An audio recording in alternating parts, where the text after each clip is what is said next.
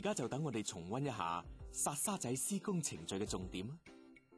英泥必須以先到先用為原則，起粒或者係變硬嘅英泥必須即時運走。薩沙仔必須喺石屎牆拆板當日即刻做。英泥同埋沙需要以1:2嘅份量溝勻。喺薩沙仔之前，必須清除石屎面上面嘅物料，同埋淋水清理油漬。沙仔同沙仔之間嘅空位唔可以大過50×50mm。做後做薩沙仔，必須注意溝加強劑嘅先後次序。需以高壓水槍清洗遺留喺鐵板模牆身上嘅板模油。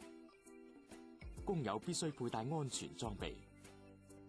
喺建築地盤嘅所有工序，其實都有好明確嘅指示同嚴格嘅規矩。